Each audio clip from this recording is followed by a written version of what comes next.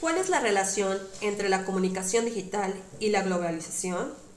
El vínculo de relación entre la comunicación digital y la globalización es la tecnología, la cual es desarrollada por las grandes empresas bajo un régimen neoliberalista que busca la expansión económica y geográfica más allá de sus fronteras. La globalización representa una nueva etapa de la mundialización del capitalismo, de la versatilidad del capital, de los nuevos modelos de producción y de un nuevo orden económico encabezado por las grandes corporaciones. Estas corporaciones globales extendieron la organización de la producción y la comercialización al espacio del mercado mundo, un orden económico dirigido por un centenar de gigantes corporativos, muchos de ellos más poderosos que algunas naciones. Pero más allá del impacto económico de la globalización, esta también ha incidido en otras materias como la ecología, la cultura, la identidad nacional o regional. Esta expansión del proceso de globalización se ha visto impulsado por el desarrollo de la industria de los medios, en especial por el sector de las nuevas tecnologías de la información. Es así que para 1894 el inventor italiano Marconi construyó el primer sistema completo de telegrafía inalámbrica. En 1901, Marconi consiguió la primera comunicación transatlántica entre las ciudades de Cornwall, Reino Unido, y San Juan de Terranova, en Canadá. El 27 de agosto de 1920 se realiza la primera transmisión radial para entretenimiento, que pusieron al aire la ópera de Parsifal de Richard Wagner desde el techo del Teatro Coliseo de Buenos Aires. Los aparatos receptores comenzaron a tener un lugar importante en los hogares, reuniendo a la familia para escuchar las distintas propuestas. En Europa, el control de la radiodifusión la tenía el Estado, mientras que en Estados Unidos la tenían las empresas privadas, las cuales se encargaban de su explotación económica. Este medio de comunicación fue utilizado por los gobiernos para difundir sus ideas, desplazando la prensa escrita. En la primera mitad del siglo XX, tanto Hitler como Roosevelt utilizaron la radiodifusión para hacer transmisiones nacionales. El crecimiento y desarrollo de la radio fue paralelo a los conflictos mundiales, siendo que para 1945 vivió su etapa de esplendor. Paralelamente, en 1926, el ingeniero Logie Baer inventó la televisión, esto después de varios intentos por copiar el sistema de ondas electromagnéticas de la radio. Así, el 26 de enero de 1926 se logró transmitir las primeras imágenes en la pantalla de un televisor. Este ingeniero logró concretar acuerdos con Londres y consiguió transmitir imágenes entre Glasgow y Londres, y un año después amplió la distancia de Londres a Nueva York por medio de señales de radio. Después de algunos años de pruebas y modificaciones, las primeras emisiones públicas de televisión las efectuó la BBC One en Inglaterra en 1927, la TF1 de Francia en 1935 y la CBS y NBC en Estados Unidos en 1930. Estados Unidos fue el principal país en propagar e imponer su estilo de vida en el mundo, difundiendo costumbres e ideas. La televisión detuvo su crecimiento debido a las ideas políticas de los regímenes totalitarios. Entre 1950 y 1960 renace convirtiéndose en el mayor medio de presión y propaganda. La televisión ha sido una herramienta básica de la globalización, generando el intercambio e imposición de modelos sociales, económicos y de estilos de vida. En 1957, la URSS lanzó el primer satélite artificial de la historia, el Sputnik 1, y en este contexto se organiza en Estados Unidos la Agencia de Proyectos para la Investigación Avanzada, conocida como ARPA, y vinculada al Departamento de Defensa. Esta se creó como respuesta a los desafíos tecnológicos y militares de la entonces URSS.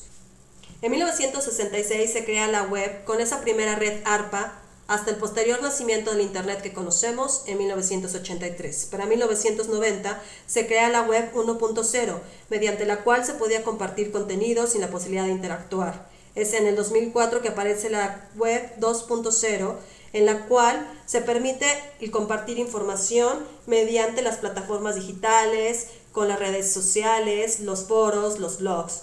En el 2010, con la web 3.0, se permite la búsqueda de contenido utilizando palabras claves, y es hasta el 2016 con la web 4.0 que se ofrece un comportamiento más inteligente y más predictivo sobre los gustos y los deseos de los usuarios. Sin embargo, todos estos avances tecnológicos han traído consigo también malos usos. Es así, por ejemplo, que durante la Primera Guerra Mundial se descubrió que la radio era un medio para infundir moral a las tropas, promover el patriotismo y el espíritu de sacrificio de la población civil.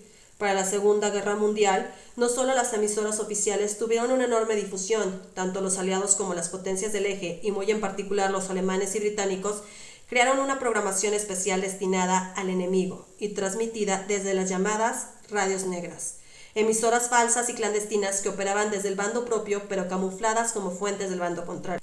Asimismo, durante estos años bélicos, las radios alemanas podían retransmitir a través de ondas muy fuertes a distintos sitios de Europa, y así aprovechar estas transmisiones para hacer duros ataques a las tropas aliadas, utilizando lo que se llamó guerra psicológica.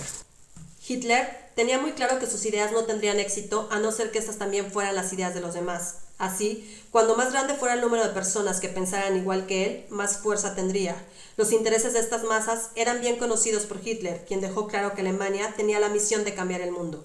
Aprovechó todas las circunstancias que tenía a su favor y se hizo con un poder absoluto, imponiendo sus ideas a todo el mundo. La radio fue uno de sus mejores aliados y la propaganda su arma de guerra infalible. A través de la radio se utilizaron medios de persuasión como la música y los distintos cambios de voz y de tono, los cuales llevaban a los oyentes a estar sumamente atentos a lo que se decía. Además, utilizó la constancia y la repetición de los contenidos nazis. En la actualidad, las plataformas digitales pueden cumplir esa misma función de manipulación y desinformación, pero a una escala mayor, en menor tiempo y a un menor costo. Tal es el caso de lo llamado filtro burbuja. ¿Qué es esto? Cuando entras a un sitio web puedes creer que estás obteniendo el mismo contenido que cualquier otra persona, pero esto no es cierto. Casi en todos los sitios web que visitas, los algoritmos rastrean en dónde haces clic para posteriormente mostrarte contenido con base en lo que ellos creen que te puede gustar o que podrías consumir. Lo cual puede resultar bueno si tomamos en consideración la cantidad de información que podemos encontrar al navegar en Internet, pero también te limita a un campo de intereses específicos y similares a los tuyos, dejándote en la desinformación y aislándote en un espacio sin perspectiva e incompleto. Estos algoritmos se aprovechan del llamado sesgo de confirmación, que se refiere al hecho de que las personas buscan de forma natural información que confirme su forma de pensar o sus creencias, es decir, es un sesgo cognitivo, un error sistemático del razonamiento inductivo, y su efecto más fuerte se encuentra en publicaciones con contenido emocional y con creencias firmemente enraizadas, y es justamente en las emociones en las que se centran las redes sociales para manipular a los usuarios. Tal es el caso de la empresa Cambridge Technology, que durante la campaña de Donald Trump utilizó la base de datos obtenidos de Facebook para establecer los perfiles del electorado y informarles o desinformarles según sus preferencias y los intereses partidistas. Podemos concluir que la globalización es un fenómeno signado por la comunicación.